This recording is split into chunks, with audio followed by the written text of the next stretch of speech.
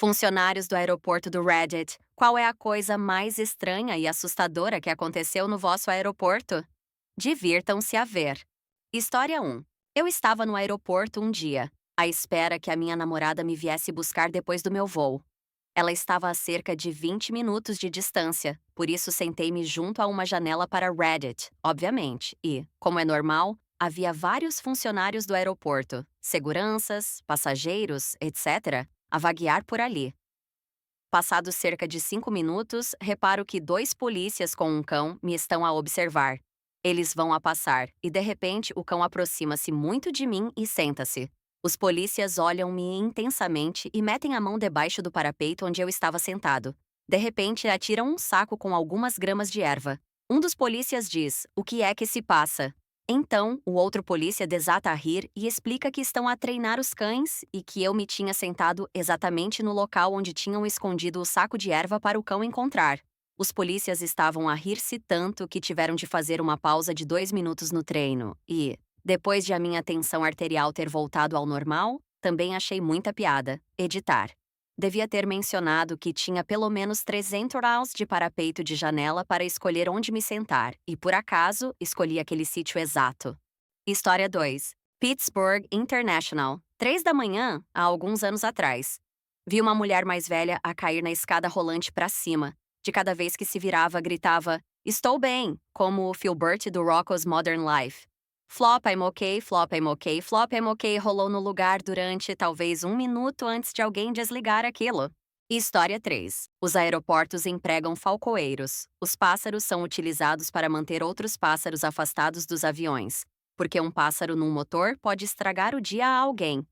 Assim, este falcoeiro tinha ido ao aeroporto com o seu pássaro para tomar uma chávena de café. Decidiu tentar impressionar algumas senhoras tirando o capuz do falcão e fazendo uma pequena demonstração. História 4. A minha mãe trabalhou durante anos para a British Airways, tratando de cargas especiais para importação e exportação. Muitas destas cargas eram descarregadas e colocadas num armazém para serem recolhidas pelos clientes. Não eram as típicas malas e bagagens dos passageiros em viagem. Um carregamento veio de África, um grande caixote de madeira que não pesava muito. O cliente dela chegou, abriu o caixote para verificar o conteúdo e ficou imediatamente furioso com o pessoal do armazém. O cliente entrou no escritório com uma cobra congelada e venenosa na mão. Ela disse que parecia um relâmpago, aos zigue-zagues e aos zagues.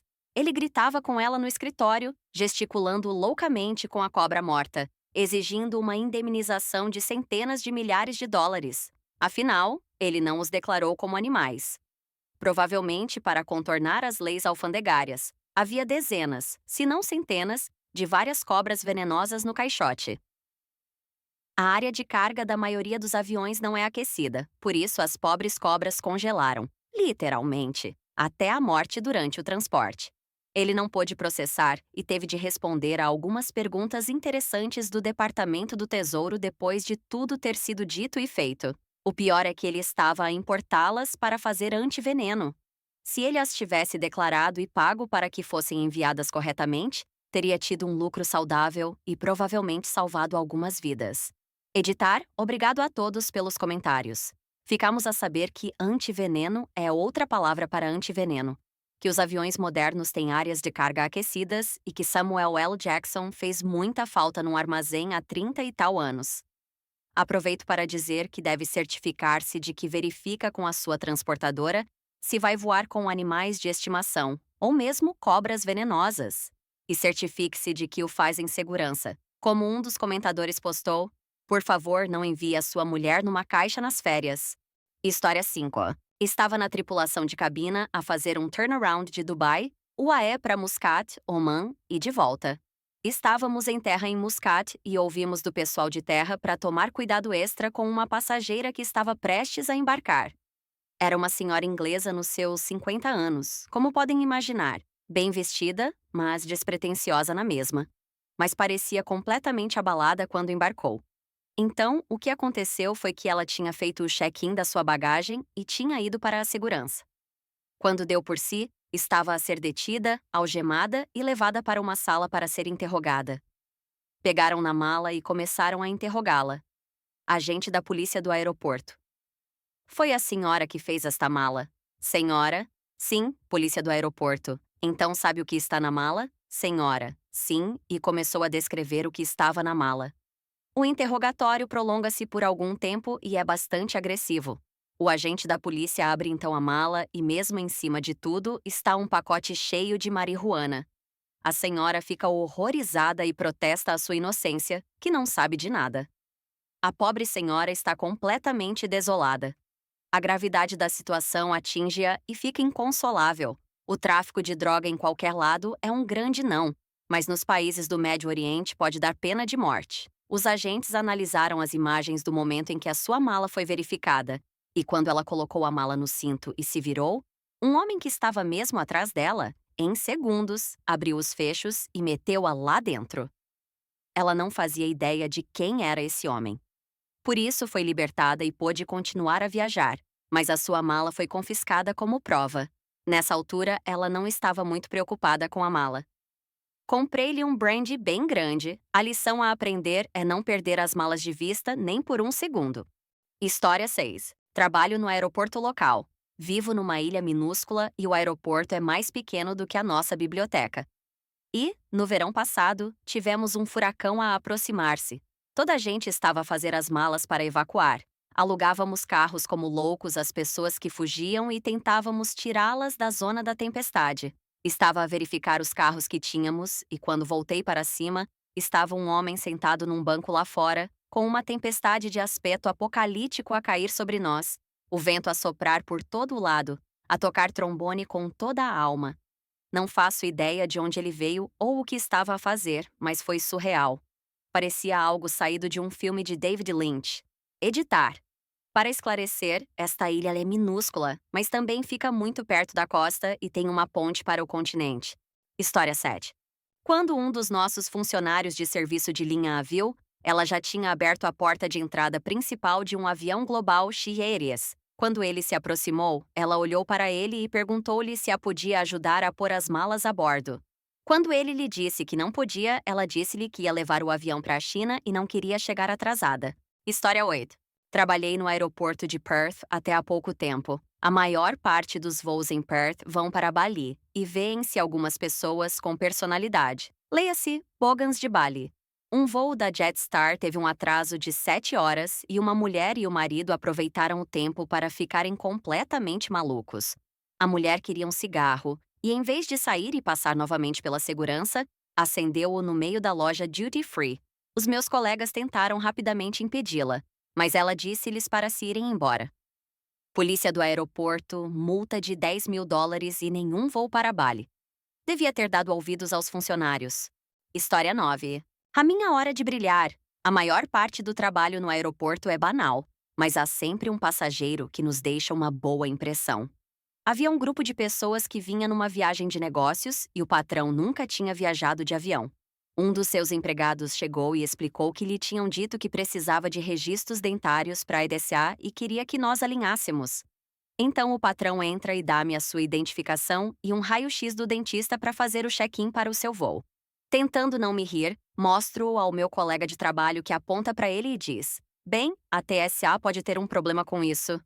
A cara do gajo ficou branca como um lençol até que os seus empregados se começaram a rir. Ele ficou super vermelho na cara e acabou por se começar a rir de si próprio. Nunca deixes que se diga que os aeroportos são sítios sem humor. História 10. Eu costumava fazer carga para a Delta e para a British Airways. Enviamos muitas pessoas mortas, muitos animais também. Na verdade, mandaram-me para lá para ir a uma aula só sobre manuseamento de animais. Há regulamentos e procedimentos para tudo, desde elefantes a baleias e porcarias. A coisa mais estranha que alguma vez chegamos a enviar foi um jacaré qualquer. História 11. Não fui eu, mas o meu pai era diretor regional de uma das empresas de aluguer de carros no aeroporto e, no dia 11 de setembro, quando todos os voos foram cancelados, toda a gente precisava de carros de aluguer e foi um caos. O meu pai disse que o telefone tocou e ele quase não atendeu porque estava muito ocupado, mas afinal era o diretor executivo da empresa e ordenou-lhe que distribuísse as chaves gratuitamente. Sem custos, sem documentação, uma vez que a situação era grave e todas as outras grandes empresas de aluguer seguiram o exemplo. História 12. Não teve piada nenhuma, mas um tipo teve de levar o cão mais feio que alguma vez vi para o aeroporto e enviá-lo à ex-mulher para que ela o abatesse. Ela odiava-o a ele e ao cão, mas tinha um advogado melhor. O tipo era um tipo grande e corpulento que esteve sempre a lutar contra as lágrimas e perguntou se podia levá-lo para brincar com ele na relva mais uma vez. História 13. Eu trabalhava na TSA e interceptei uma situação de tráfico de seres humanos. Havia um homem, uma senhora e um rapazinho, mas a senhora não podia falar. O rapazinho parecia assustado, mas não dizia nada, nem sequer olhava para mim. Por isso, assustei-me. Contei à minha supervisora e ela ligou para a polícia do aeroporto. Assim que ele me viu ir falar com a minha supervisora, pareceu um pouco agitado. A polícia apareceu e pediu-me uma descrição. Como o aeroporto não era grande, ele encontrou-os e trouxe-os de volta para o posto de controlo. Quando se aproximaram do posto de controlo, tentou mandar a senhora para a saída em vez de a mandar voltar para o posto de controlo. A polícia acabou por conseguir separar o homem da senhora e do rapazinho. Ela contou-lhes tudo. Levaram o homem algemado. Não cheguei a ver o que lhe aconteceu porque o meu turno estava a terminar. Mas quando fui buscar as minhas coisas às traseiras, estabelecemos contato visual e ela acenou-me com a cabeça. Interpretei isso como um agradecimento. Foi uma situação assustadora, mas voltaria a fazê-lo em qualquer altura. Não há como saber o que teria acontecido àquela senhora e ao rapazinho se eu não tivesse seguido os meus instintos. Editar. Em primeiro lugar, obrigado pelo ouro, gentil desconhecido. Em segundo lugar, não estava à espera que isto explodisse assim. Isto aconteceu no RIC há cerca de 6 anos. Espero que a senhora que esteve envolvida veja isto e saiba que penso nela muitas vezes. História 14. No ano passado, estava a trabalhar como empreiteiro no departamento de planeamento de um grande aeroporto comercial. Este aeroporto tem um parque entre as pistas que as pessoas frequentam para se sentarem e verem os aviões. Decidi levar os meus 2 filhos para lá uma noite, porque eles gostam de ver os aviões a descolar e a aterrar. Começou a escurecer e vi uma senhora levantar-se, pôr os braços no ar e começar a fazer um som uivante. No início, não sabia o que é que ela estava a fazer ou de onde vinha o som. Volto a ouvir e percebo que é ela e que pode estar um pouco maluca. Isto continua durante alguns minutos e decido ir embora. Entretanto, ela continua lá, de braços levantados, a uivar para os aviões que descolam. Uma semana mais ou menos depois, tive de dar uma volta pelo aeroporto com um tipo das operações e conto-lhe a minha ida ao parque e o que aconteceu. Ele diz: estava a sair um avião da Lufthansa enquanto ela estava a fazer aquilo? Eu digo-lhe que sim, estava. Ele começa a dizer-me que ela é bastante conhecida por lá. Segundo ele, ela acredita que morreu num voo da Lufthansa numa vida anterior e que reencarnou no seu corpo atual. Ela pensa que a sua alma ainda está ligada ao voo de alguma forma. Ela vai lá para rezar sobre o mesmo voo da Lufthansa sempre que ele parte. Edit. Acabei de me lembrar que tinha um off this. Podes vê-la de pé ao 014, começa a cantar ao 030 e o voo da Lufthansa parte pouco depois. Edit, 2. A quantidade de reditores que também viram esta mulher é surpreendente. É mesmo um mundo pequeno. O aeroporto local tem uma senhora louca residente que reza por um certo voo sempre que ele parte. História 15. Não sou eu, mas um tipo que conheci uma vez. Ele trabalha no balcão de uma grande companhia aérea local. Havia uma senhora com cerca de 50 e poucos anos prestes a embarcar com 4 malas grandes. Era uma altura em que normalmente se podia levar até 2 malas ou 23 quilos. Ele repara nisso e diz à senhora que teria de pagar pelas 2 malas extra. A senhora diz despreocupadamente: "Oh, o meu marido leva isso." Ele pergunta pelo marido e, mais uma vez, completamente descontraída e com uma voz natural, ela aponta para o avião e responde: "É ele que está no caixão." Depois disso, ele pede desculpa e deixa a senhora embarcar. Edit, um pequeno esclarecimento. Edit 2, 2.7 cap votes, DAM. História 16. Em 2002, fui destacado pela primeira vez para as instalações de reparação da Spirit Airlines no Aeroporto Internacional de Meacham, em Fort Worth, Texas. Um dia estava sentado na guarita com um colega de trabalho, a ler um livro, quando várias viaturas do Departamento de Polícia de Fort Worth invadiram o parque de estacionamento. Os agentes da SWAT, acompanhados por um número impressionante de agentes federais, fecharam o local à mão armada.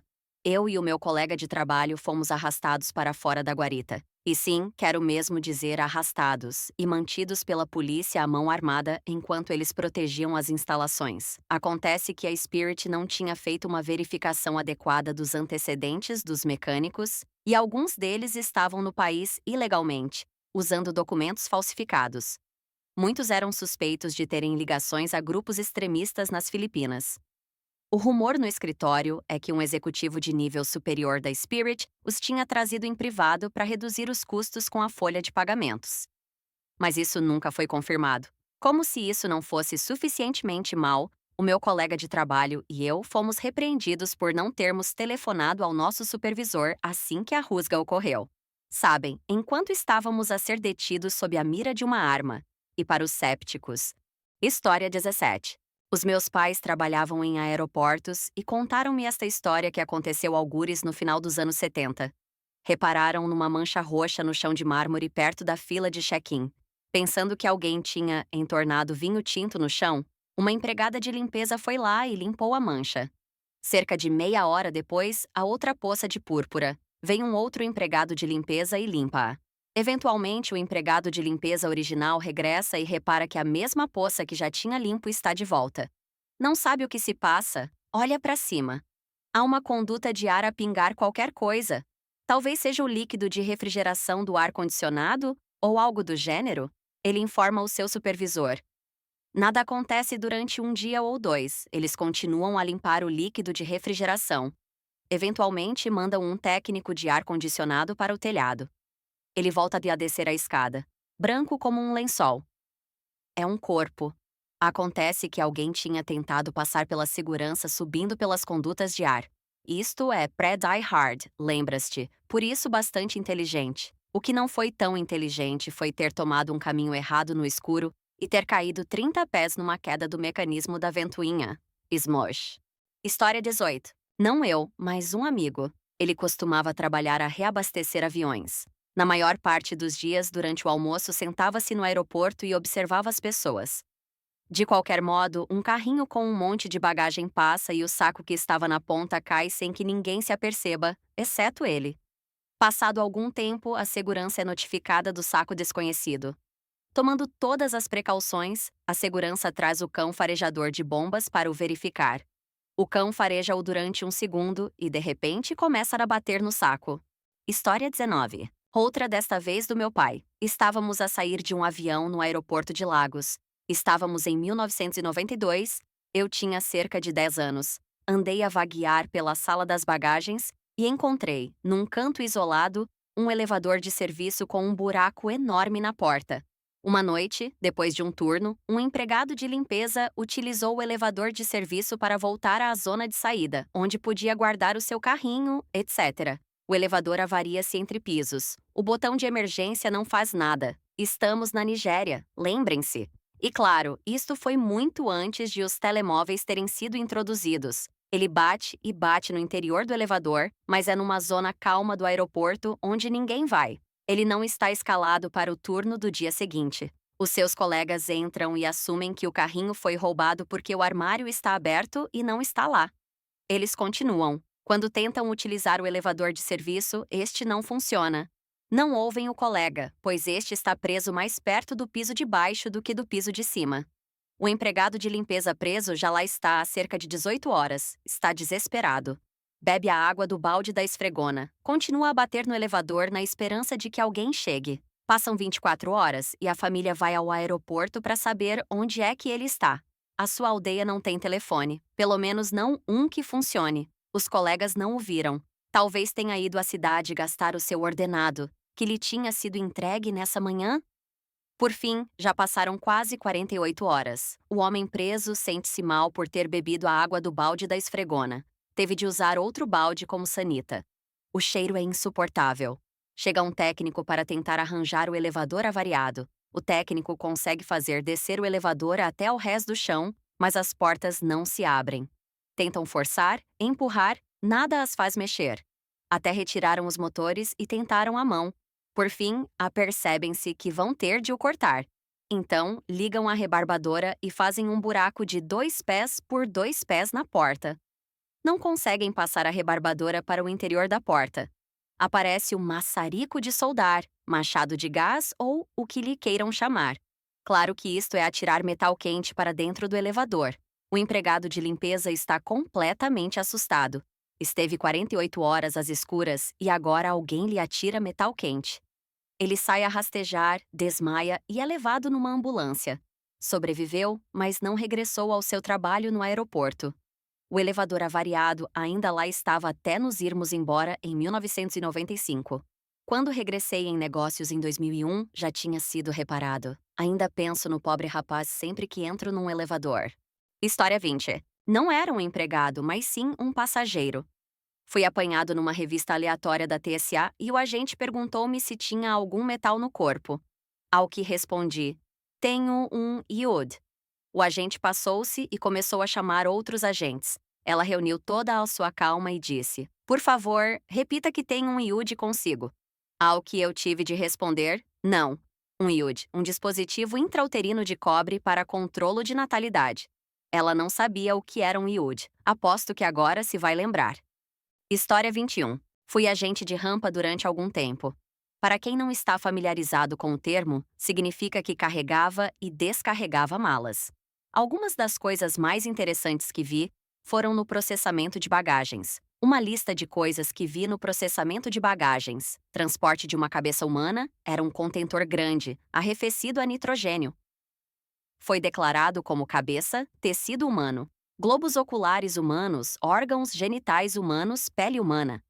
Para enxertos de pele, suponho que se trata de uma pessoa falecida a ratos de laboratório.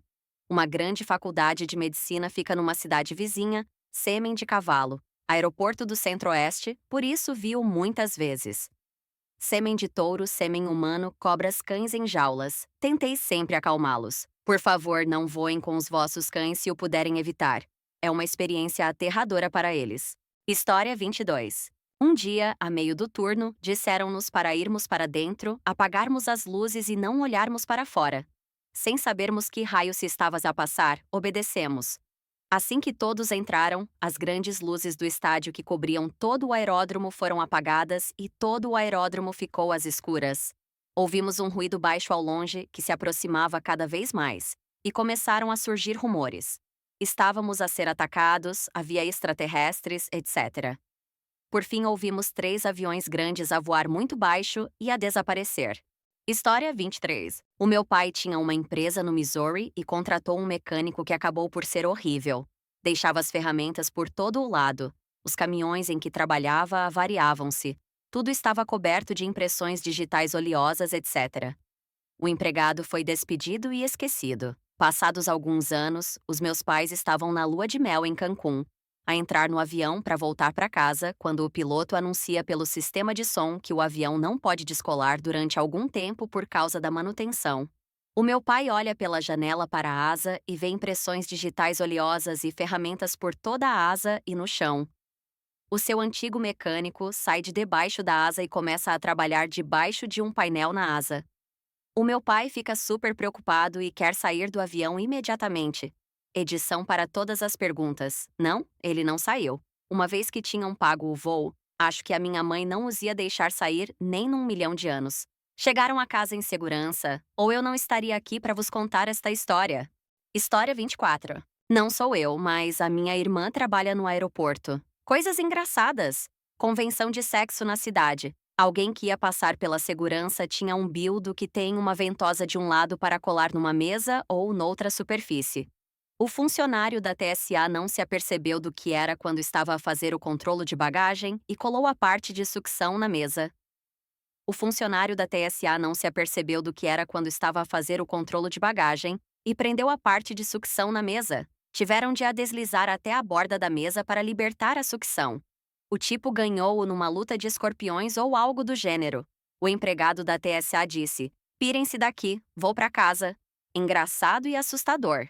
O meu preferido. Na área de segurança para os sacos registados, o empregado pede ao seu supervisor a folga do dia seguinte para começar a sua semana de folga mais cedo.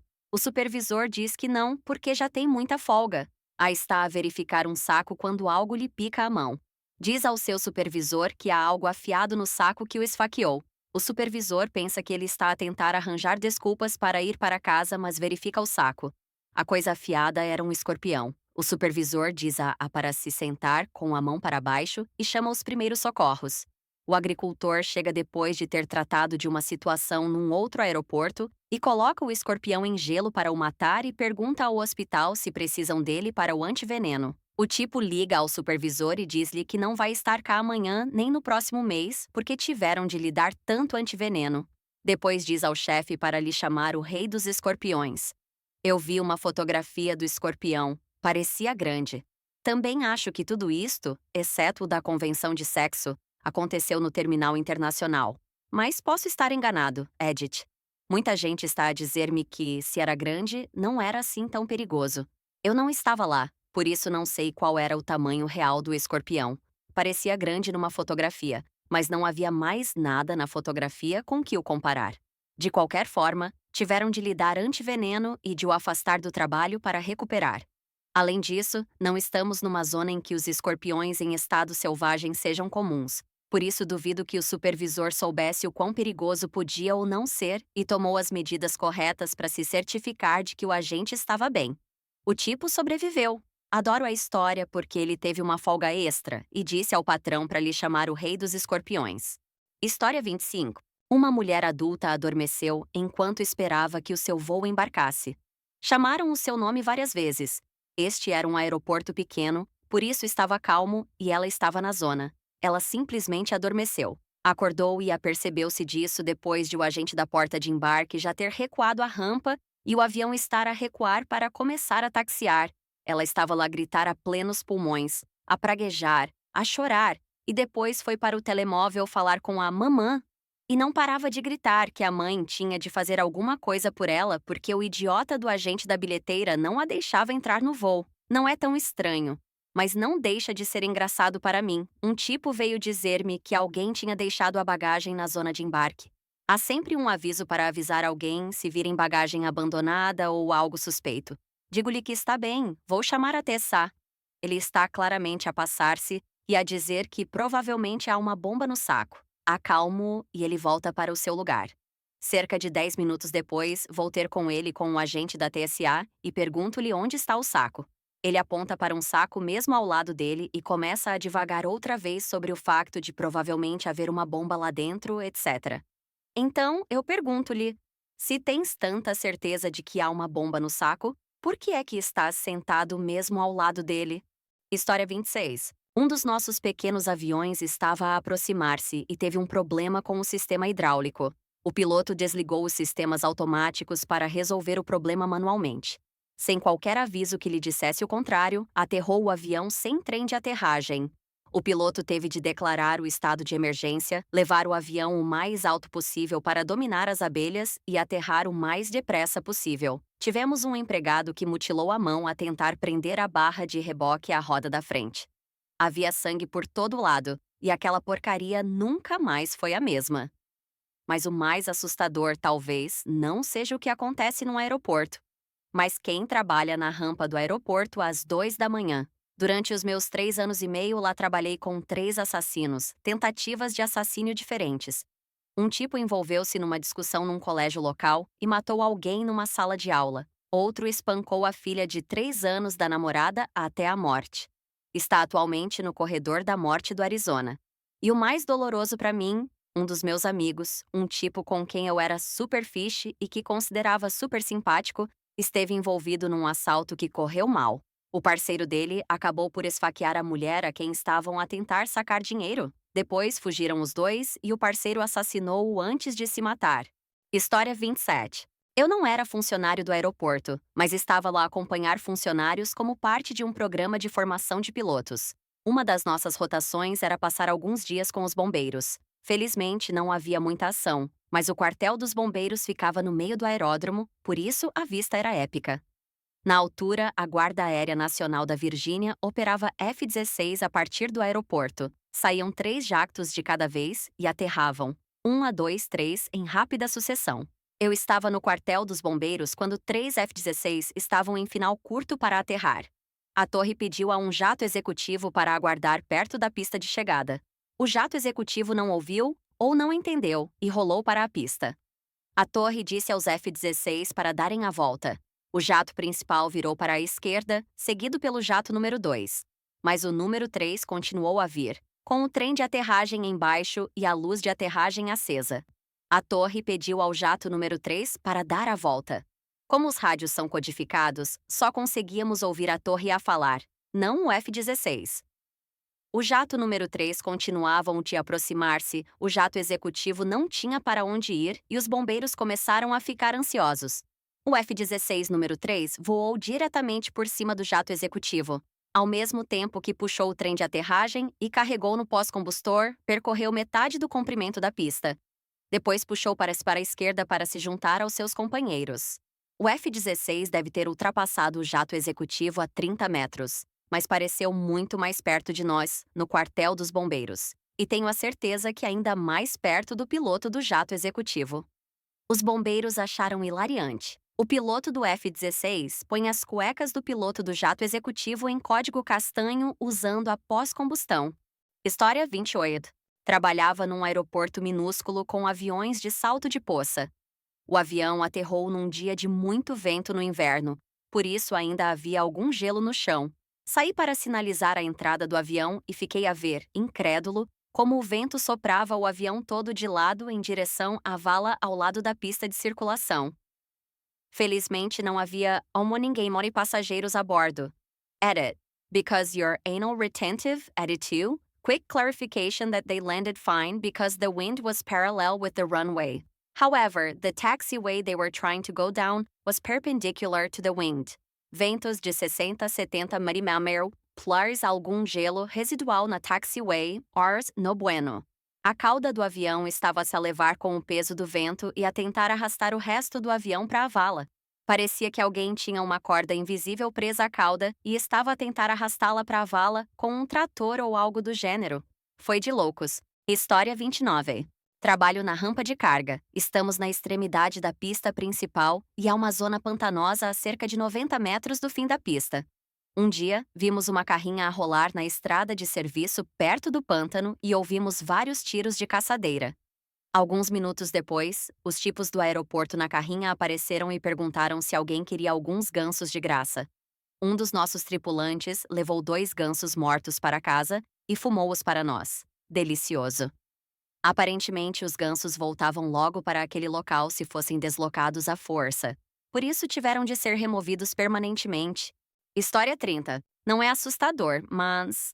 Trabalhei numa pequena livraria no Aeroporto Internacional de Orlando, Missouri, há cerca de uma década. Vendíamos apenas livros e artigos relacionados com livros, marcadores de lugar, óculos de leitura, luzes para livros, etc. Porque havia uma banca de jornais a uma pequena distância do terminal com a qual não nos preocupávamos em competir.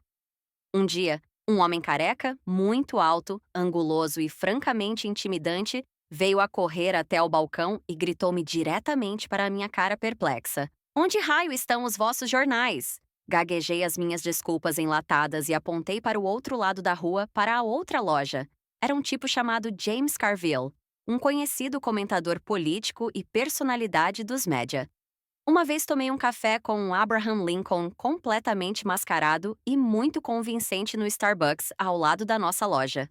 Também tive um encontro agradável, se bem que um pouco mórbido, tendo em conta bem na sua profissão, com a doutora G.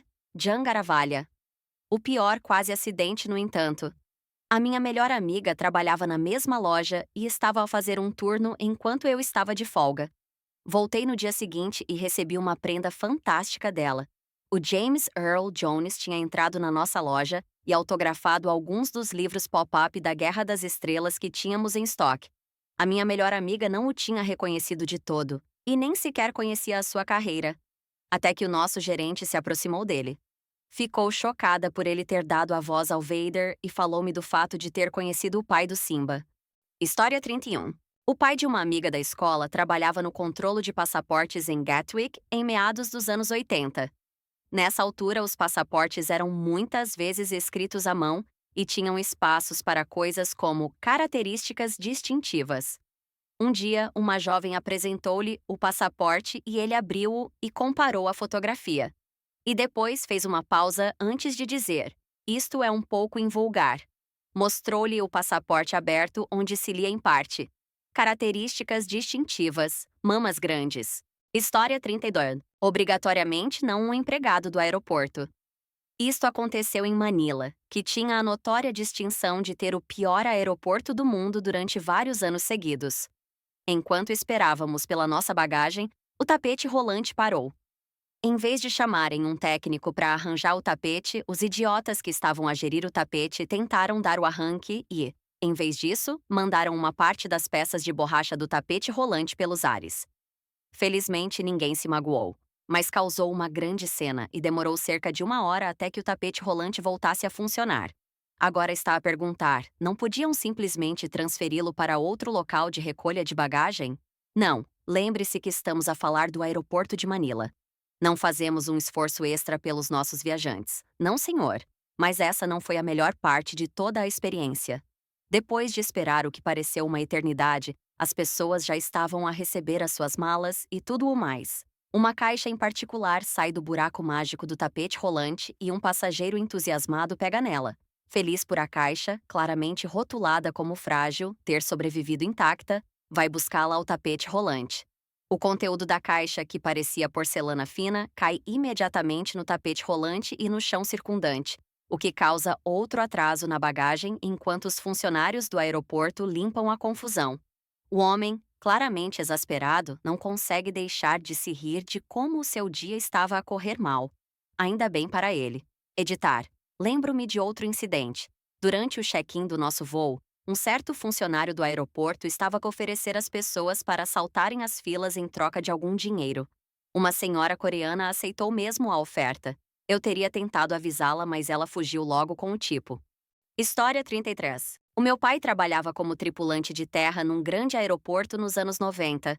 Por vezes, tinha de levar o meu irmão e eu para o trabalho com ele e, numa ocasião muito rara, estávamos num dos veículos na pista. Era uma carrinha mais antiga. O meu pai tinha saído para fazer um trabalho na pista e disse explicitamente ao meu irmão e a mim para não tocarmos em nada no carro.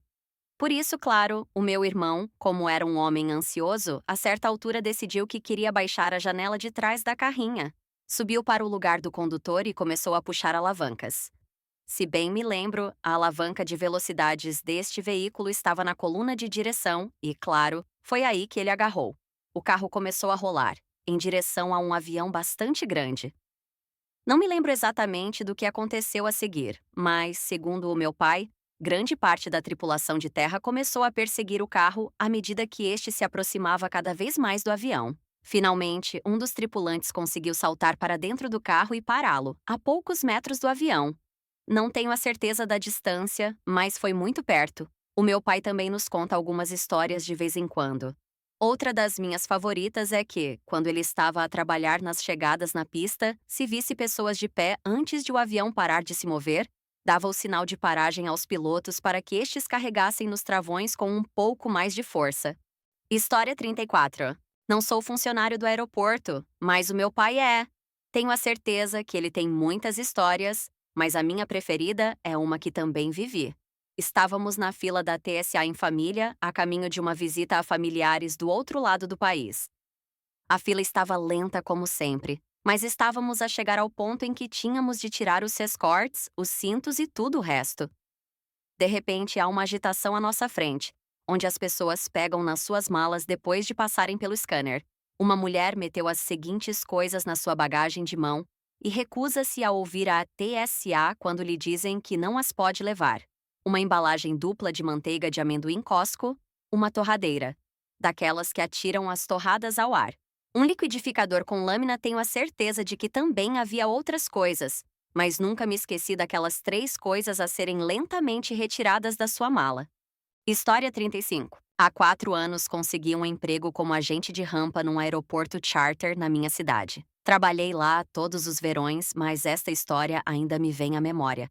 A maior parte dos nossos passageiros são da Rússia. E sabe por que é que a Rússia é famosa? Pelos russos. Por isso recebo uma chamada a dizer que um passageiro, pronto para embarcar num voo, está completamente bêbado. Normalmente, a tripulação de cabina e os pilotos decidem se o deixam ou não viajar. O autocarro de passageiros chega ao avião e do lugar ao lado do condutor sai um bêbado alto e gordo.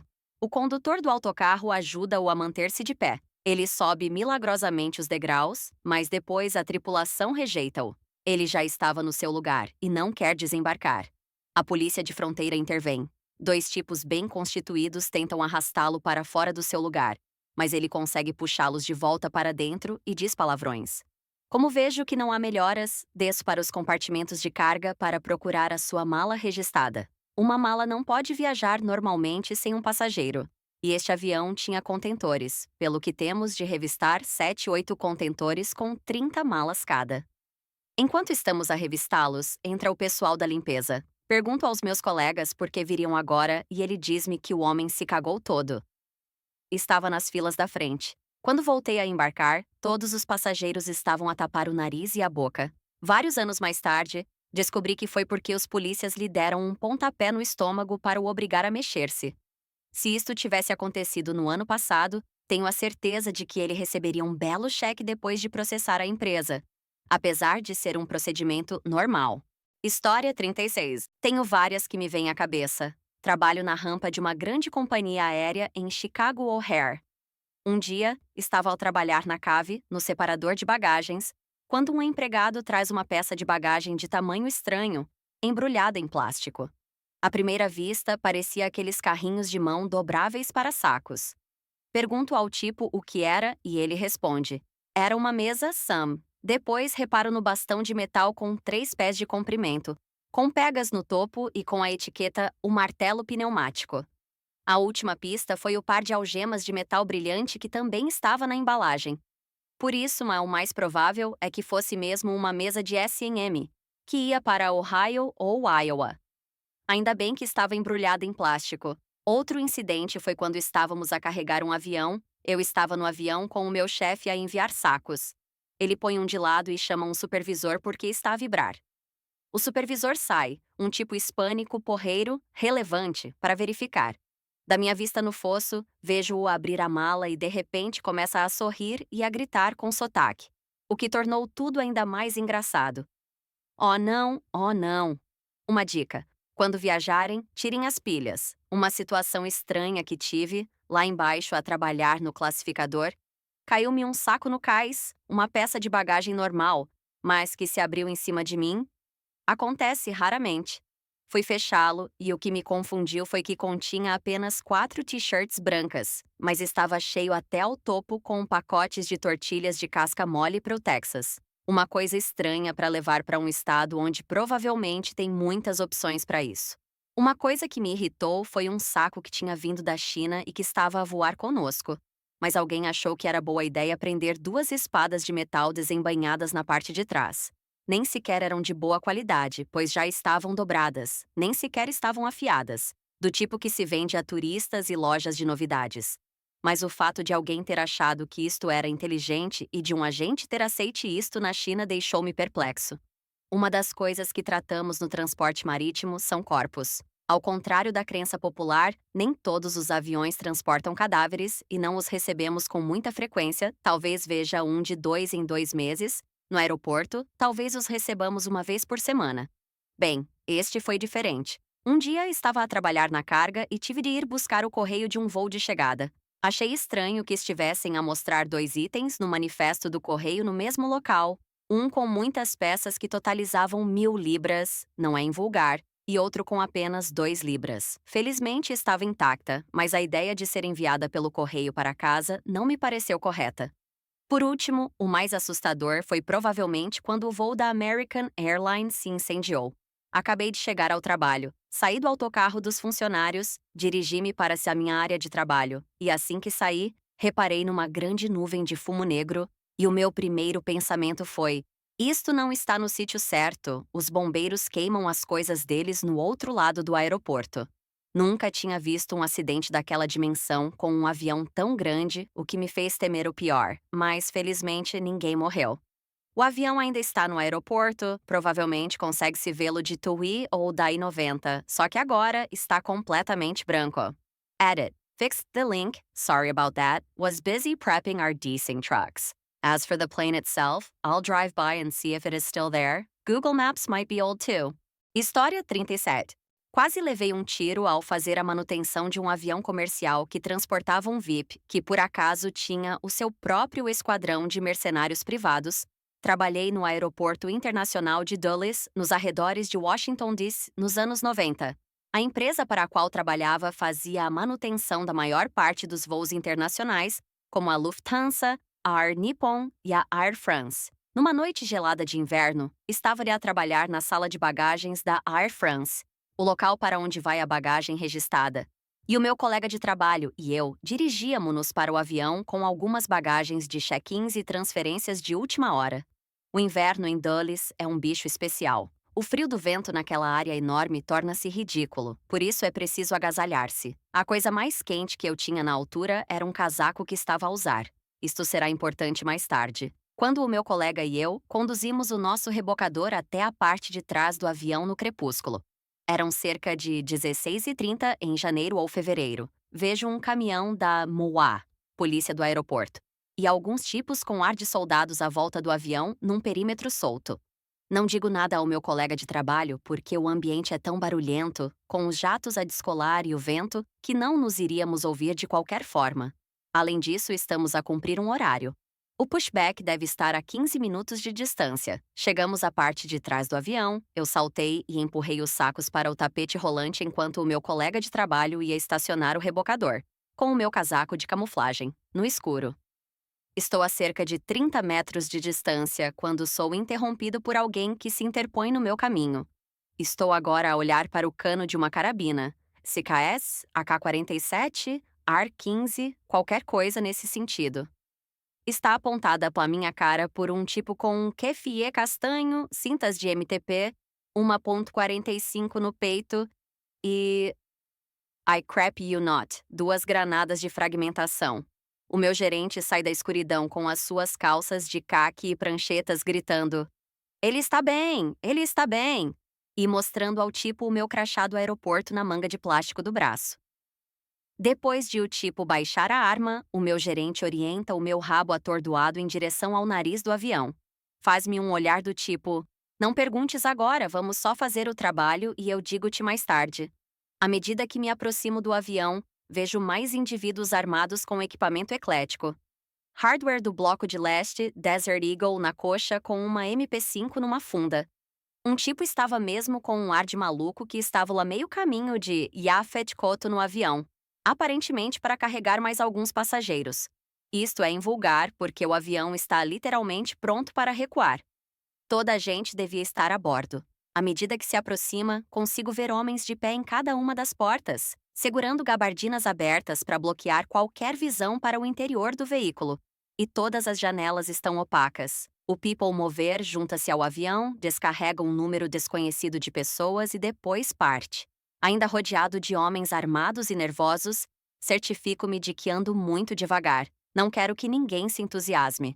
Depois de o avião se afastar, voltamos todos para o escritório e eu vou ter com o meu chefe para lhe perguntar por que é que quase fui alvejado a fazer o meu trabalho. Ele está ao telefone e está claramente a ouvir uma conversa. A sua cara está muito tensa e pálida. Ele segura-me e aponta para uma cadeira. Passados 3 minutos, a sua cara relaxa e ele desliga. O avião já descolou, por isso agora posso dizer-vos que estava nesse avião. Para quem não sabe quem é Salman Rushdie, ele foi o autor de um livro de 1988 chamado Os Versos Satânicos, que foi, por razões complicadas, considerado blasfemo para o Islão. E o Ayatollah Khomeini colocou uma recompensa de $6 milhões pela sua cabeça. Ele passou muitos anos a viver sob a ameaça de assassinato e viajava sob guarda armada.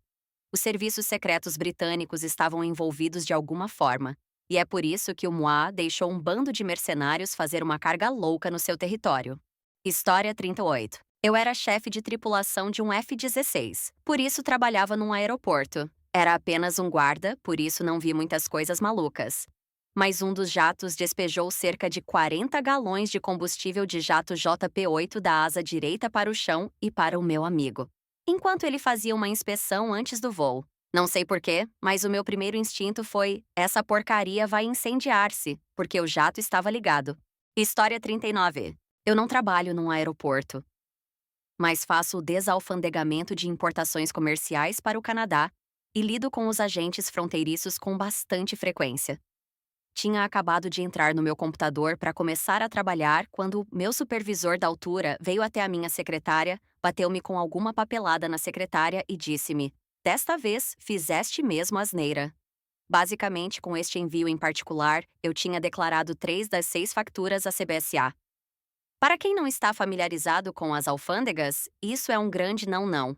Por isso, recebemos uma notificação de que o envio tinha sido marcado para investigação. E foi-me dito que se alguma coisa de mal acontecesse com este envio, a culpa era minha.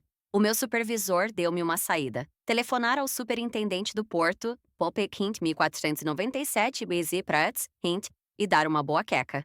Informo-a brevemente das minhas intenções de falar com o superintendente e sou colocado numa breve espera enquanto ela vai à procura dele.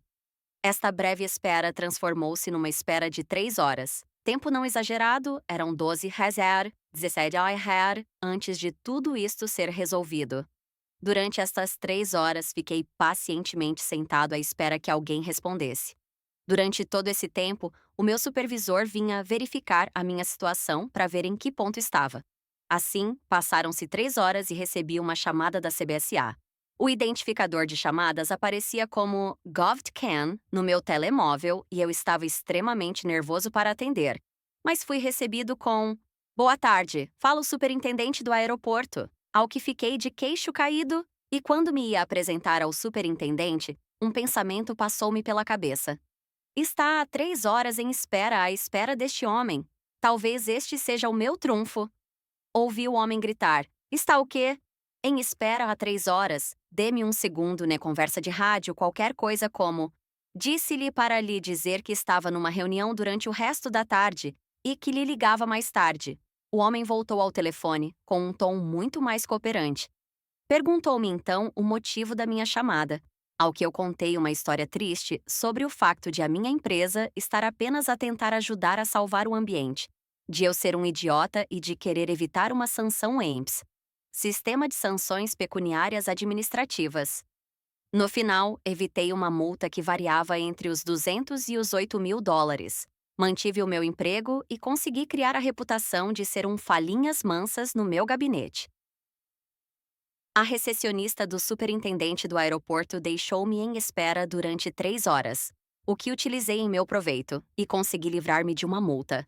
História 40. Acabei de chegar ao trabalho e estava a tomar o pequeno almoço com os meus colegas. Do lado de fora do hangar ouvimos uns gritos. Não era normal para um domingo. Decidimos todos ir até a rampa para ver o que se passava. Do outro lado da vedação de arame, no parque de estacionamento dos aviões, 3 polícias do aeroporto com muito peso estavam a perseguir um tipo ligeiramente acima do peso à volta de todos os carros a pé. A perseguição já durava há muito tempo. Todos mal conseguiam correr. O parque de estacionamento tem uma vedação em 3 lados, um dos quais está aberto. Um dos 3 polícias parou a perseguição e voltou atrás para bloquear a saída. O suspeito apercebeu-se de que estava encurralado e avançou à direita para a saída. O polícia começou a gritar: "Para agora ou vou dar-te um taser!" O suspeito, com toda a sua energia, gritou: "Dá-me um taser!" O tipo afastou-se cerca de 1,5 metros do polícia e este disparou-lhe com um taser. Stop, tap, tap, tap. Não parou o tipo de forma alguma.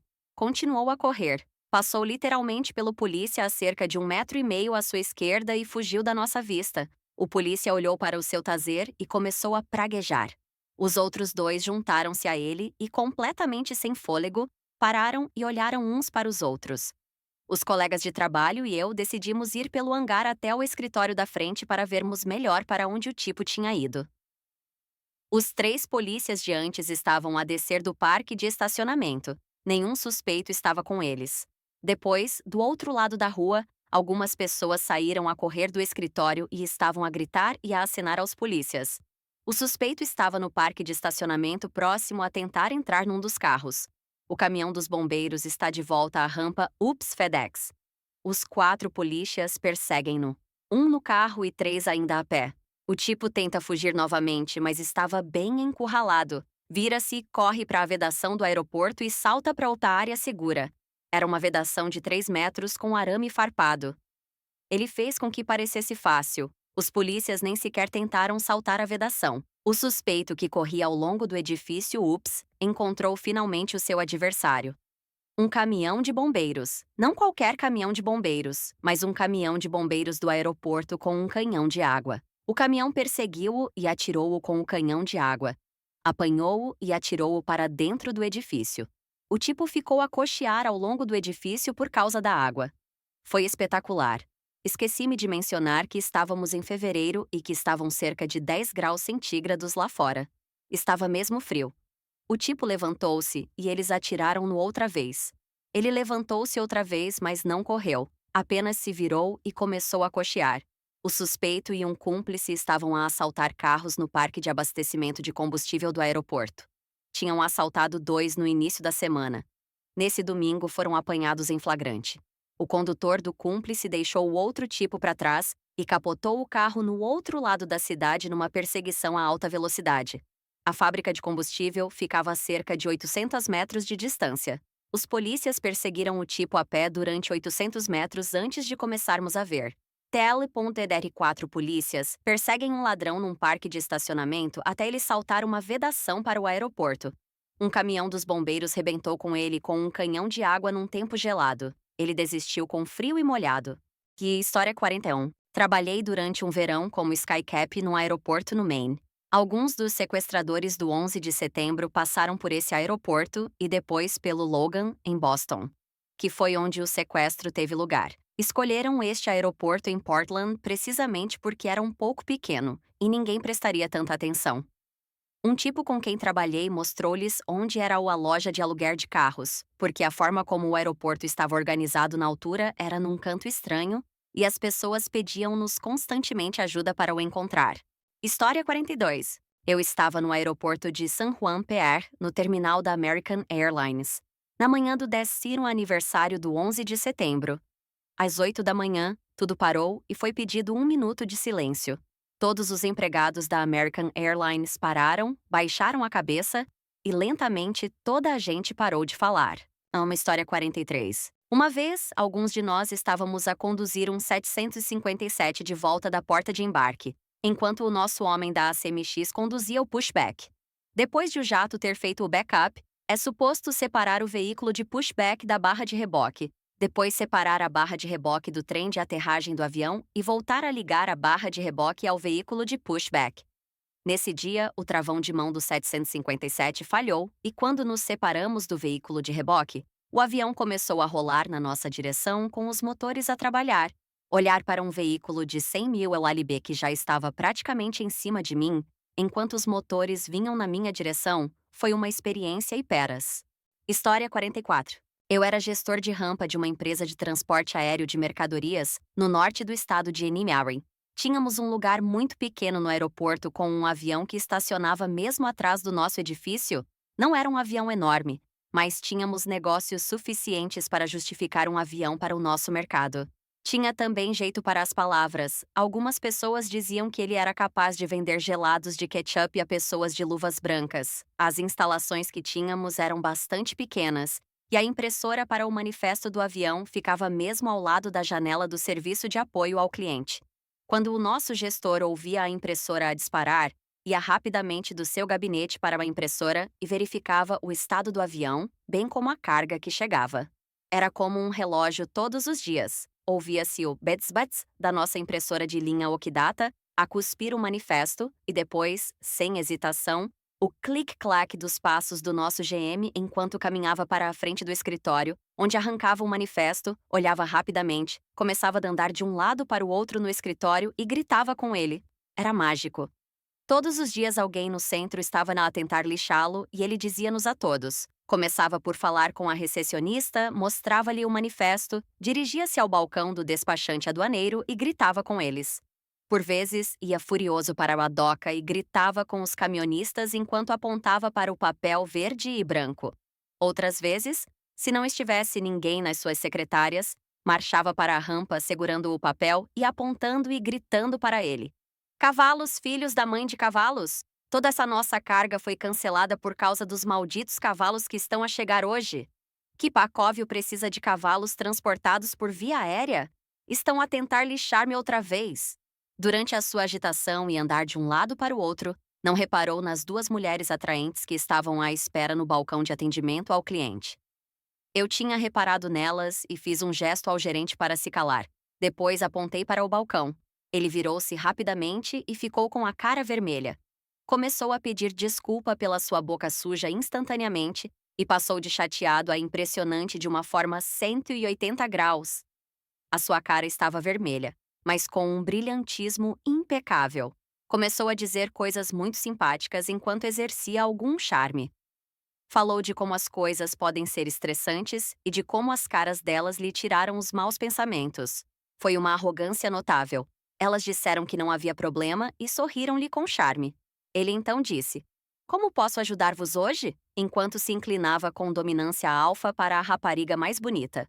A rapariga para quem ele se inclinava disse: Estamos aqui para ir buscar os malditos cavalos e não estamos de certeza a tentar foder-vos, enquanto estabelecia contato visual completo com ele. A cara dele ficou 3 tons de púrpura e começou a morder o lábio inferior. Murmurou. Ok. Baixou a cabeça, voltou para o escritório e fechou a porta. Esse dia foi maravilhoso. O nosso gerente trancou-se no escritório até o avião chegar e os cavalos irem com os seus donos. História 45. Trabalho num aeroporto no manuseamento de bagagens e faço isto a partir de um carro de mão. Já vi alguns acidentes de pássaros malucos em aeroportos, mas há um que se destaca por ser bastante mau. Era um 737 na final e voava através de um bando de gansos que foram sugados para dentro dos motores. Um motor basicamente explodiu, enquanto o outro continuou a funcionar, mas com potência reduzida. Todas as pás estavam lascadas, algumas partidas ao meio e faltavam algumas. Foi um milagre o avião ter aterrado. Se estivesse a descolar, é muito possível que tivesse havido uma perda de vidas, porque não havia nenhum rio Hudson por perto, apenas muito terreno duro e árvores.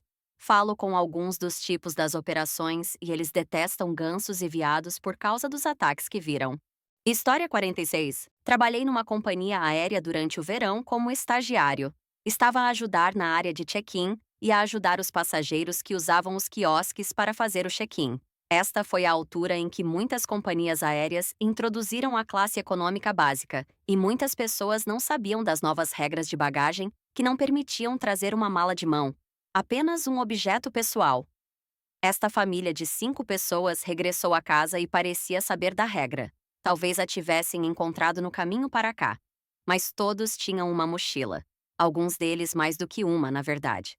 Por isso, fui recordar-lhes gentilmente as regras básicas de bagagem em classe econômica e eles responderam-me que sabiam.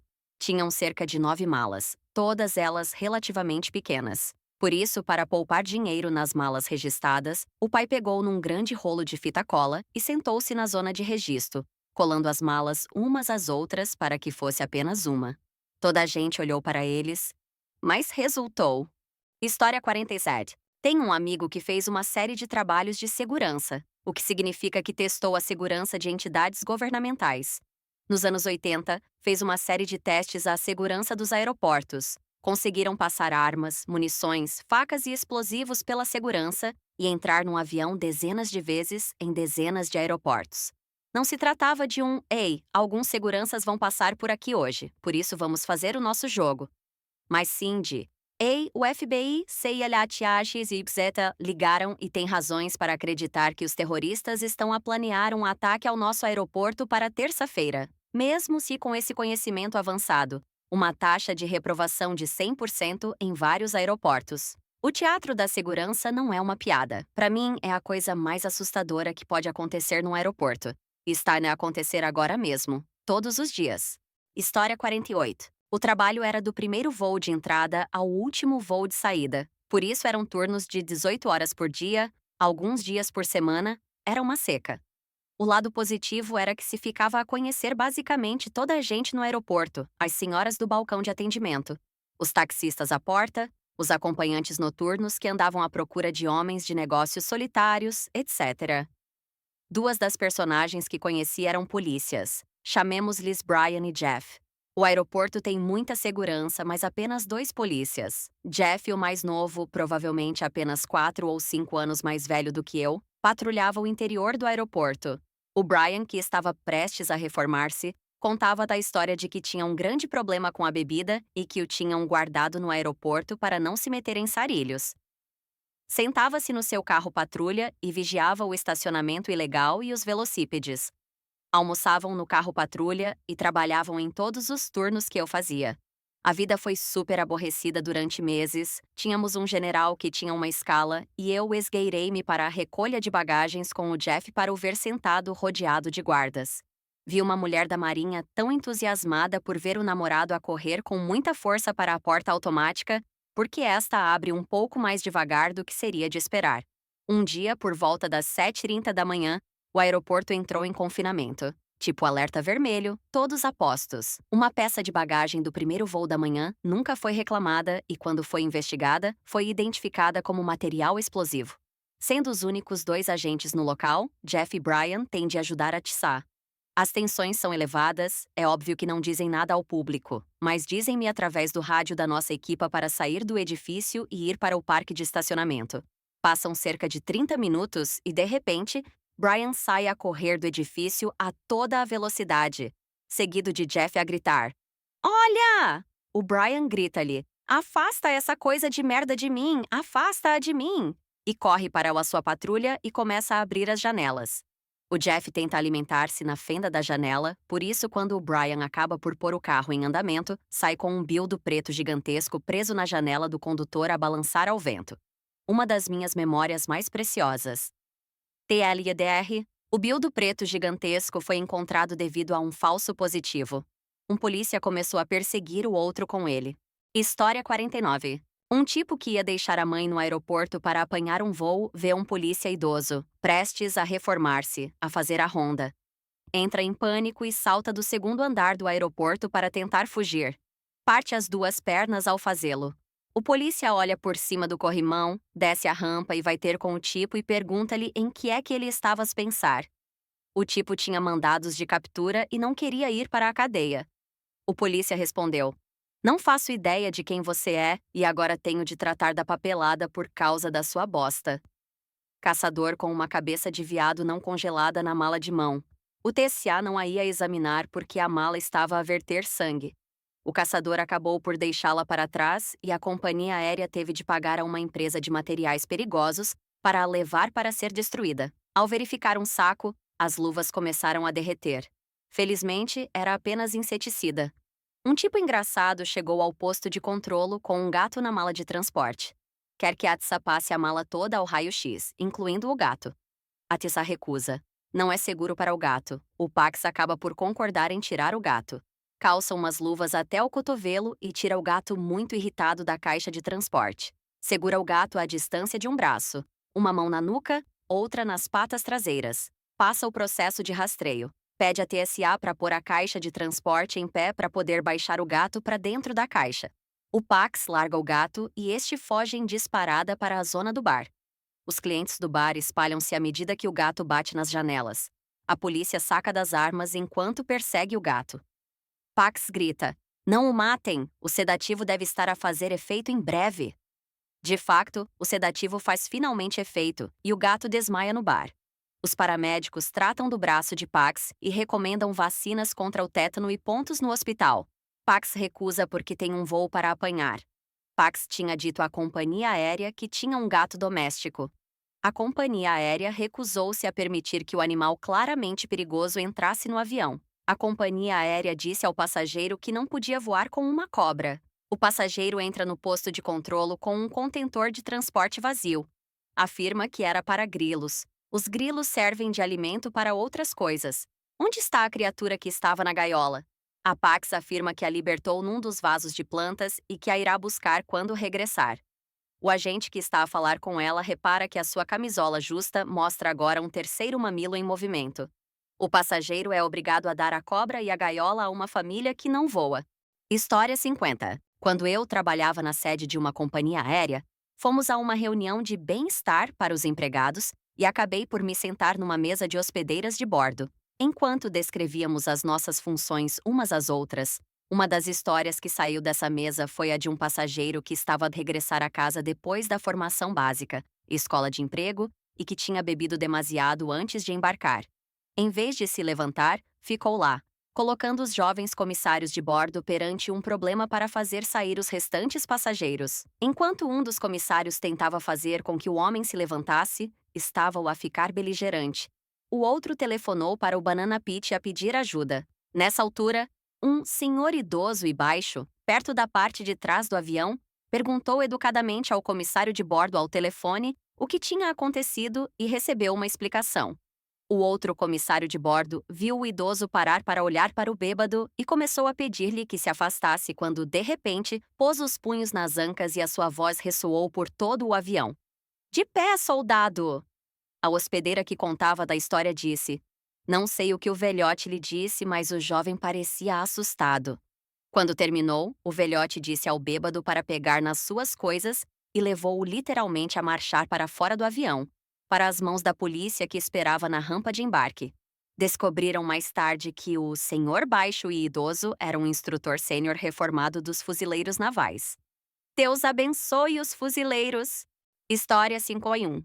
Estou na gestão de uma grande companhia aérea aqui nos Estados Unidos.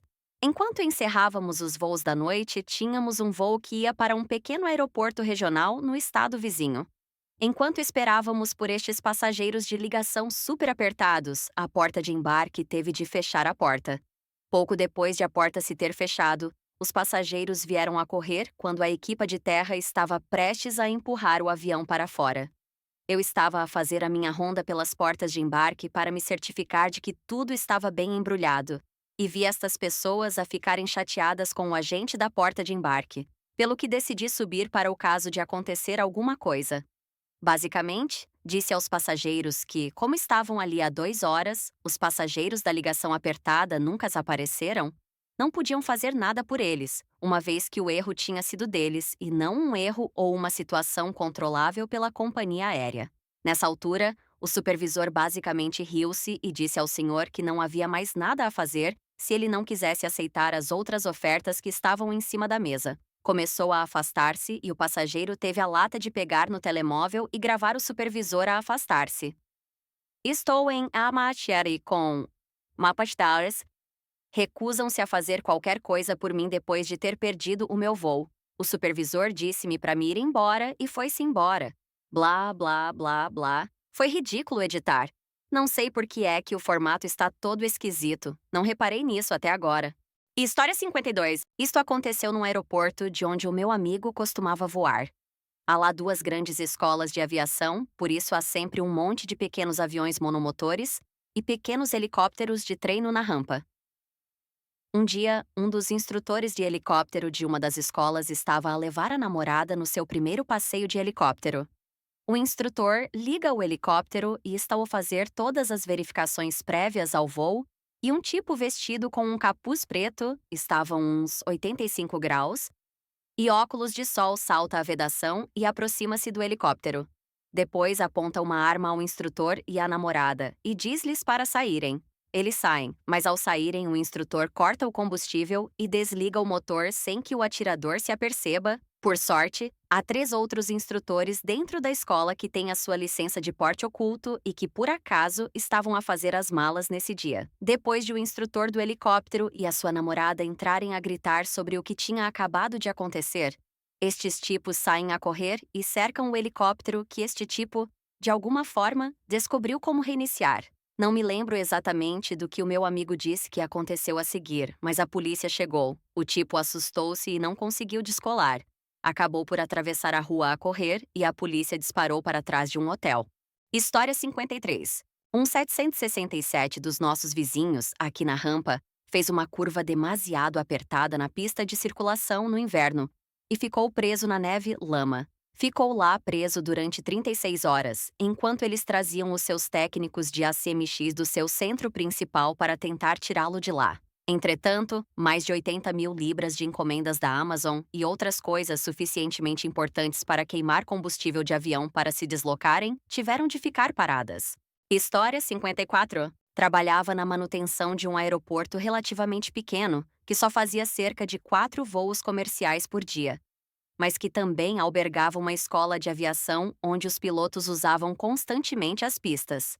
Tentamos de tudo para as afugentar, passando um caminhão por elas e tocando as sirenes para as assustar, mas elas voavam diretamente para o ar e voltavam a aterrar onde estavam. Isto é perigoso para um avião aterrar, especialmente aviões mais pequenos. Por isso, pegamos nas nossas armas de fogo e fizemos um jogo. Matamos 47 pássaros entre nós os três antes de elas voarem. História 55. Vi um F-16 a aterrar e um pássaro a ser sugado para dentro da entrada de ar. O jato explodiu e o piloto ejectou-se a tempo. Foi muito fixe ter ido apanhar todos os pedaços do jato. A maior parte aterrou nas terras de um agricultor e ele não podia fazer mais colheitas. Por isso agora é super rico por causa do governo. História 56. Oh meu, estou atrasado para este post, mas tenho uma boa história, por isso vou escrevê-la na mesma.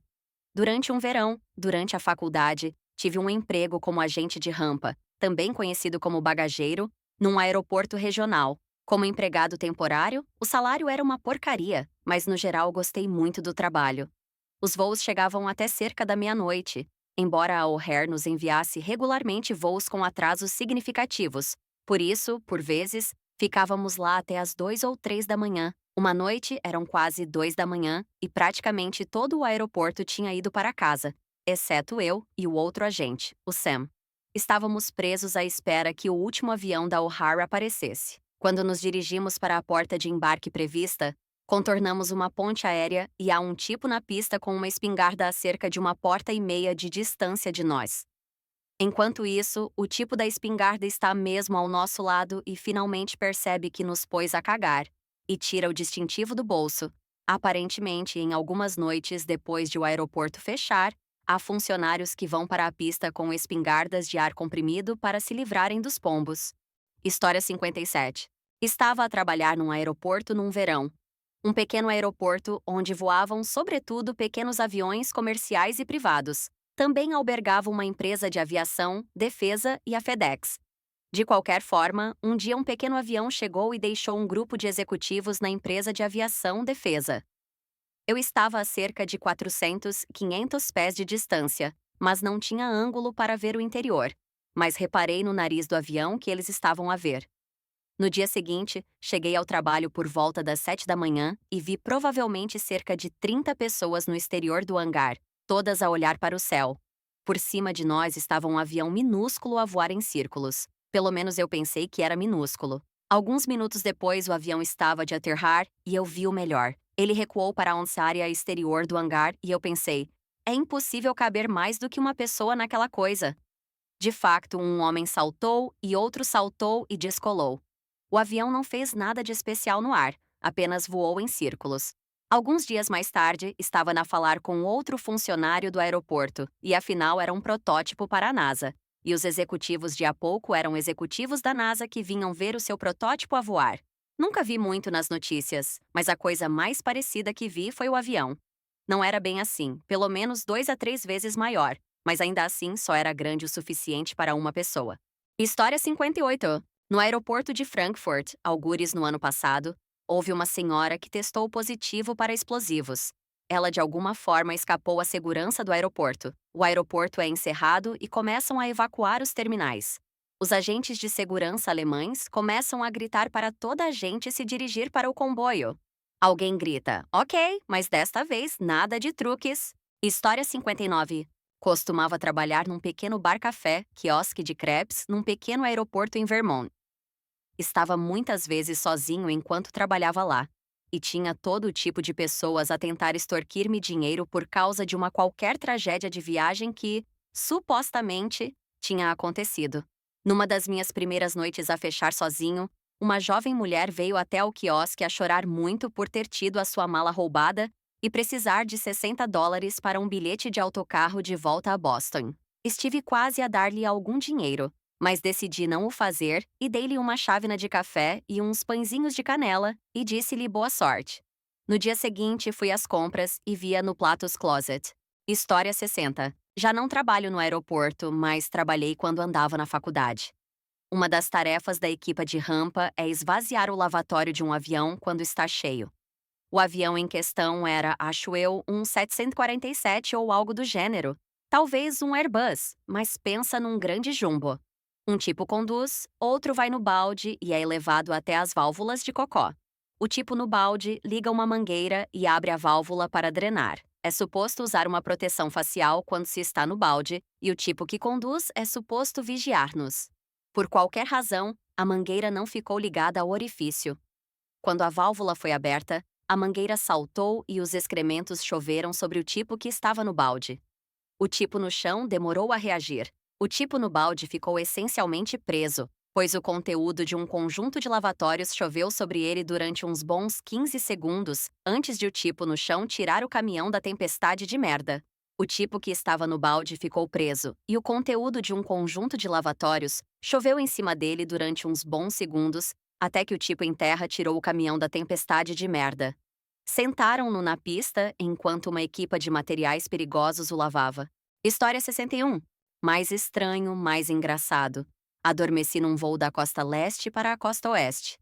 Acordei e senti náuseas, por isso levantei-me e dirigi-me à casa de banho. A meio do caminho acordei de mãos, joelhos e cara. Ouvi alguém perguntar: Senhor, está bem? Com a cara no chão, respondi: Bem, e tu? Ajudaram-me a levantar e fui examinado por uma enfermeira que, por acaso, estava no voo. O comissário de bordo agarrou um passageiro próximo. Eu? E o carrinho bateu no teto. Um segundo depois, o carrinho caiu no chão. As máscaras caíram, as luzes piscaram e as pessoas estavam a gritar. Por alguma razão, senti a necessidade de colocar as mãos sobre a cabeça, como numa montanha-russa, e disse: A senhora ao meu lado bateu-me literalmente porque não achou o momento tão engraçado como eu. História 62. Os meus pais trabalharam ambos como especialistas em serviços de voo, controlo de tráfego aéreo, mas para aeroportos mais pequenos. Enquanto cresciam, um par de aviões acrobáticos a colidir um com o outro na parte inferior do seu loop. Aviões monomotores a virarem-se de cabeça para baixo e a aterrarem no seu tejadilho. Sobrevoos de CF-18s, bombardeiros de água, aviões de ataque inicial a cumprirem as suas missões. Americanos a caminho do Alasca. Em criança, quando os visitava no trabalho, por vezes podia sentar-me numa estação vazia e brincar.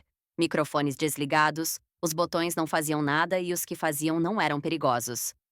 Uma vez estava a falar com o Mike Lima Papa e, literalmente, quando acabei de me dirigir ao avião, eles responderam.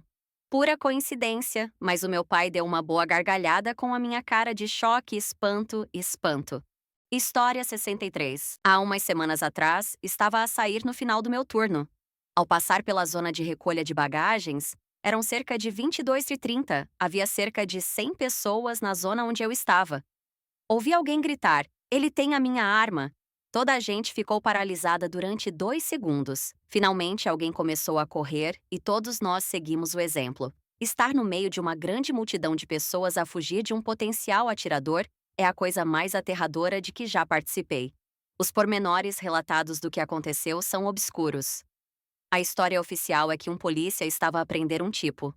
O tipo tenta agarrar a arma do polícia. O tipo nunca consegue agarrar a arma do polícia. Não há perigo. Se é esse o caso, por que é que ele estava a gritar? Ele tem a minha arma. Repetidamente? História 64. A minha mãe trabalhou como agente da TSA durante anos. A maior parte dos dias eram bastante calmos e as pessoas eram normalmente educadas e compreensivas. O pior tratamento que ela recebia no dia a dia era uma ocasional zombaria e uma atitude snob. Um dia, porém, as pessoas estavam de muito mau humor e ela não conseguia perceber por quê, até que uma senhora idosa apareceu. A minha mãe disse que isso seria resolvido em breve e verificou a mala da senhora. Os animais de serviço estão por todo o lado e alguns dos animais de apoio emocional podem ser menos treinados do que os seus homólogos deficientes. Só passados uns minutos é que o cheiro finalmente a atinge. Não era cocó de cão. Aparentemente, isto acontece de vez em quando. Alguém que está à espera na fila não consegue aguentar, mas não quer perder o seu lugar, por isso larga as calças e vai-se embora. Esta pessoa conseguiu, de alguma forma, escapar sem ninguém ver. História 65. Kadena Abe, Okinawa, Japão é um aeroporto, acho eu. Mas em julho de 1999, a base organiza um evento de 2 dias chamado America Fest, em que instalam vendedores na pista de táxi e deixam os locais virem ver como é. Muitos vendedores de comida, atividades familiares e muita bebida. Na manhã do segundo dia, o meu esquadrão está a enviar aviões para o TD. Cerca de 8-10 F-15 estão sentados no fim da pista à espera de autorização. Uma linha de relva com cerca de 3 a 5 metros de largura separa as pistas de aterragem e de descolagem, e enquanto os jatos estão a voar, um aviador, marinheiro bêbado e sem camisa senta-se, olha em volta e começa a correr pela pista até as forças de segurança o apanharem. História 66. Estávamos a construir novos quiosques, escritórios de emissão de bilhetes para as companhias aéreas. Por isso, eventualmente, tivemos de mudar todas as coisas dos escritórios antigos para os novos. Enquanto alguns dos rapazes estavam a mudar as coisas, uma granada caiu no chão. O superintendente, um ex-fuzileiro, aproxima-se da granada para a ver. Pega nela e diz: "É falsa." Era um adereço usado para testar as buscas da TSA. Estávamos a segundos de ter de estragar o dia a muita gente se não fosse a sorte de o superintendente ter conhecimentos sobre explosivos. História 67. Não tenho nenhuma história pessoal, mas o meu tio tem uma grande. Sempre trabalhou com helicópteros e atualmente trabalha como examinador de pilotos de helicóptero examinador, o que é um trabalho bastante especializado, como podem imaginar. Também ajuda na calibração teste de simuladores. Ironicamente, isso significa que passa a maior parte da sua semana de trabalho sentado em aviões, viajando para simuladores em todo o mundo. Num desses voos, algo o incomodou na forma como o avião era pilotado. Não me lembro o que, talvez uma aterragem demasiado brusca. De qualquer forma, o voo tinha uma escala e ele decidiu sair mais cedo. No dia seguinte, leu no jornal que um avião se tinha despenhado na mesma rota. Investigou e, de facto, era o seu avião. Não houve sobreviventes. História 68. A minha avó foi hospedeira da Delta durante décadas. Estava a fazer um voo comercial para Moscovo, na Rússia, durante os anos 80, quando as relações entre a Rússia e o ZEUA não eram assim tão boas. Durante o voo, 2 caças MiG russos apareceram ao lado do avião. Assustaram toda a gente, incluindo a tripulação. Pensaram que iam ser abatidos. Depois de alguma confusão, foi anunciado que os MiGs estavam a escoltar o voo da Delta como uma espécie de saudação de despedida ao capitão da Delta que estava a pilotar o seu último voo. História 69. Não sou funcionário do aeroporto, mas tive uma experiência engraçada ao embarcar num avião na MLA. Estávamos a viajar em fast track com a EasyJet, por isso passamos primeiro pela porta de embarque. Um homem que viajava regularmente chegou e apercebeu-se de que não podia embarcar. Ficou zangado e disse presunçosamente: "Não interessa se eles passam primeiro. Tudo o que vão fazer é esperar no autocarro até nós embarcarmos." Descemos as escadas, entramos no autocarro e esperamos. Por fim, o tipo presunçoso desce as escadas com um grande sorriso presunçoso na cara, à frente dos clientes habituais. Nesse momento, as portas do autocarro fecham-se impedindo-o de embarcar e o seu sorriso desaparece. História 70. Eu trabalhava numa loja minúscula no aeroporto que vendia snacks, revistas e lembranças. Só lá estive uma semana. E foi por causa de uma mulher que obviamente se achava a rainha do Médio Oriente. Comprou um exemplar de tudo o que havia na loja, que chegou a custar milhares, e depois devolveu tudo. Também se queixou do tempo que estava a demorar e culpou-nos por termos perdido o seu voo. Já trabalhei noutras lojas de retalho, mas nunca ninguém tinha comprado um artigo de cada e depois devolvido no mesmo dia. Era estranho, não sei o que aquela senhora estava a pensar, mas provavelmente tinha 4 filhos. De facto, ela não parava de falar deles enquanto empilhava tudo no meu balcão de 11-14. História 71. Ex-funcionário de um grande aeroporto. Digamos que quando os bêbados batem na vedação e acabam a conduzir pelos caminhos dos táxis, é normalmente à noite. Também, os sem-abrigo são ninjas e violam a segurança ocasionalmente, mas normalmente são encontrados no espaço de 1 hora. Às vezes demora um dia. Não digamos isso aos terroristas, ok? História 72. Eu costumava trabalhar para a TCA. Vi muitos brinquedos sexuais. Também apanhei uma arma. O polícia deixou-a na mala, ele era tão bananinha que não deixou nada na mala.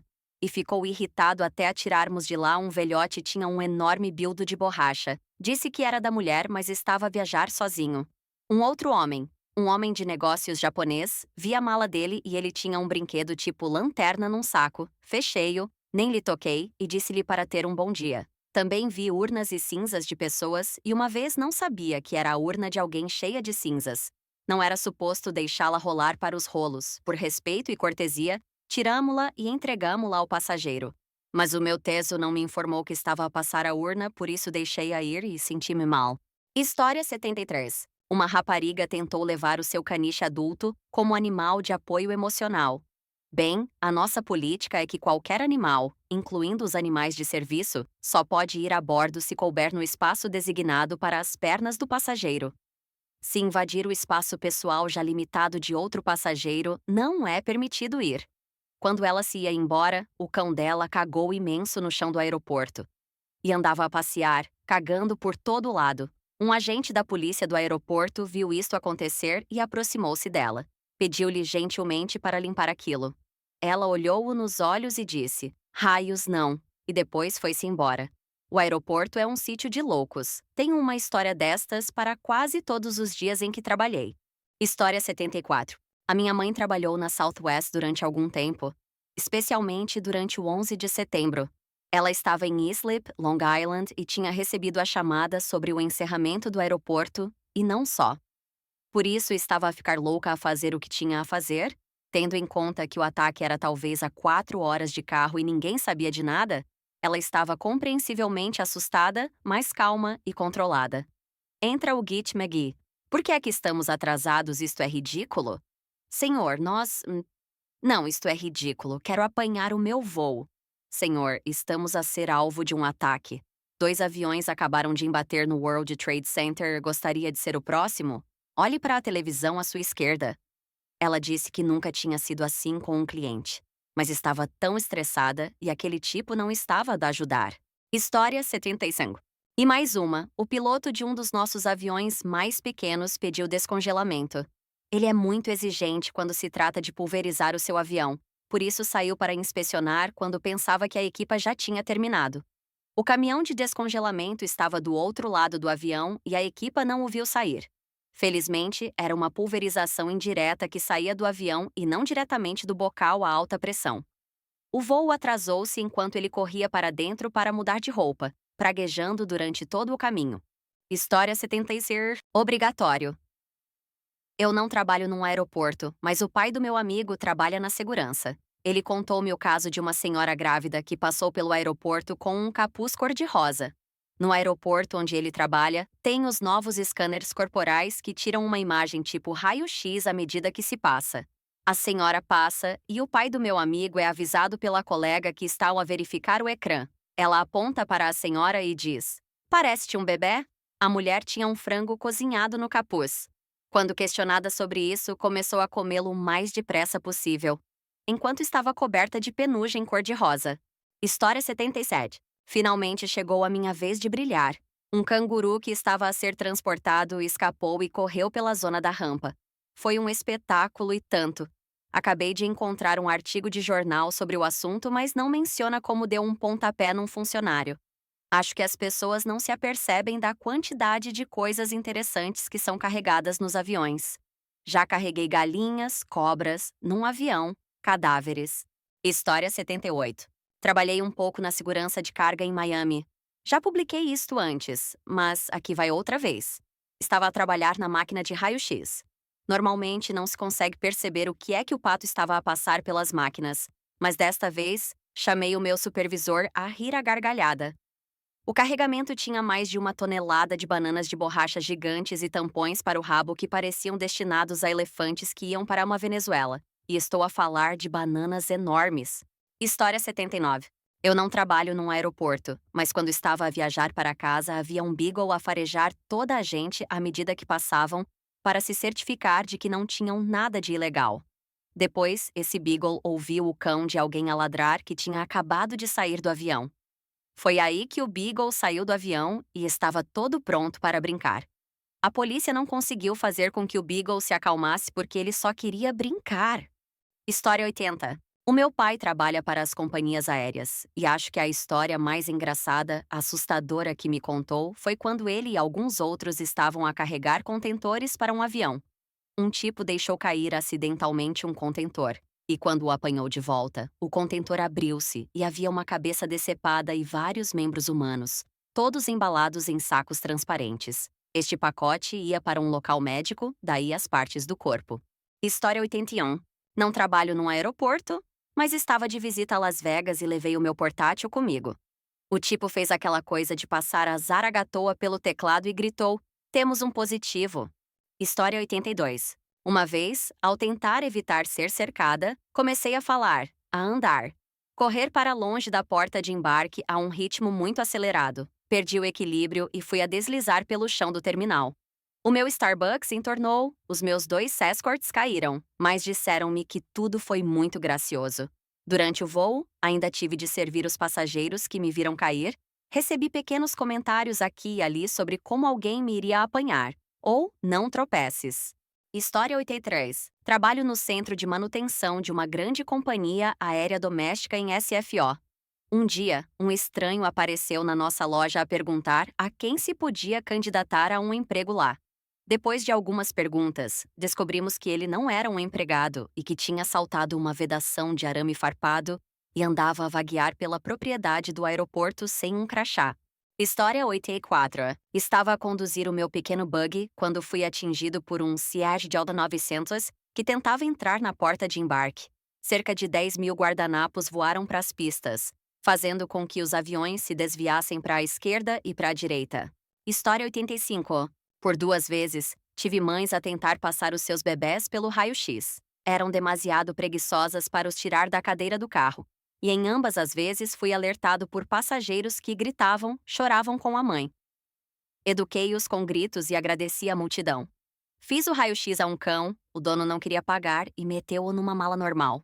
História 86. Eu costumava trabalhar no único bar de um pequeno aeroporto no norte de Inglaterra. Voos internacionais e tudo, mas em vez de termos falcões ou falcões treinados ou o que quer que fosse, tínhamos um tipo nos seus 60 anos chamado Tom, que se costumava sentar numa cadeira dobrável no aeródromo e abater pássaros. Se gostaste desta história, subscreve o canal para não perderes novas histórias épicas do Reddit. Dá-nos um like, partilha a tua opinião nos comentários e carrega no sino para te manteres atualizado com histórias novas. Vemo-nos no próximo vídeo.